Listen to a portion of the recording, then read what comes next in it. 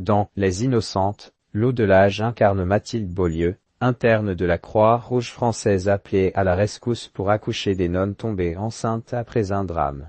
Un rôle sans phare, dans lequel la jeune actrice prouve une fois de plus son talent. Interview.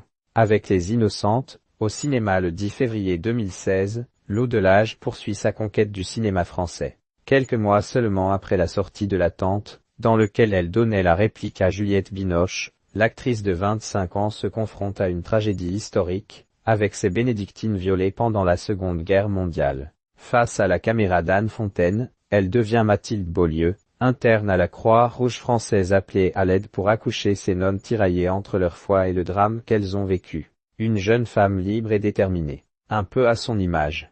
Qu'est-ce qui vous a touché dans ce projet ? L'eau de l'âge, c'était enfin un scénario qui partait d'une réalité dure pour la mener vers l'espoir et la lumière, sans rester dans un constat violent. Ce film prouve qu'on peut partir du chaos et réussir à s'en extraire, à continuer à croire.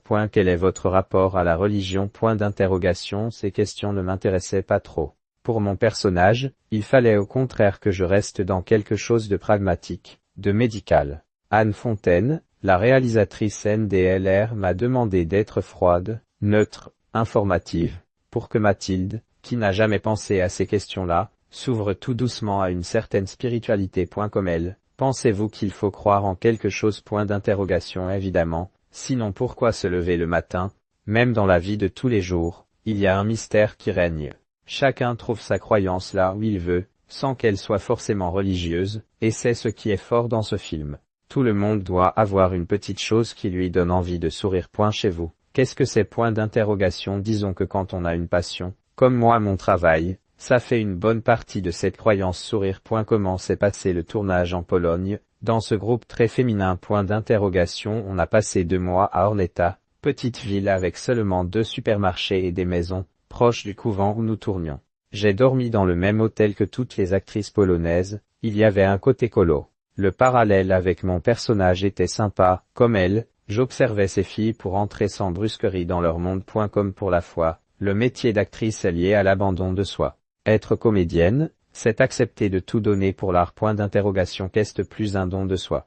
Les deux sont des croyances. On doit offrir pour savoir prendre et pouvoir rendre, c'est un passage d'énergie. Ça fait un peu perché, non rire, à ce rythme-là. Un jour je serai moine. On vous voit encore dans un film d'auteur. À quand une production plus populaire? Je ne réfléchis pas comme ça, je vais là où ça me plaît. Ce n'est pas vraiment une volonté de ne faire que des films confidentiels. Je n'ai que 25 ans et je suis dans le métier depuis 5 ans seulement, ça ne forme pas un être sourire. Je ne veux pas m'enfermer dans un genre. D'ailleurs, je suis actuellement sur un court-métrage complètement délirant.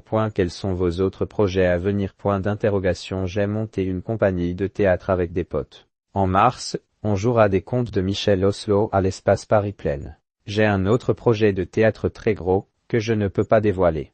Mais rien au ciné, c'est une volonté de revenir aux planches cette année. Les Innocentes, au cinéma le 10 février 2016.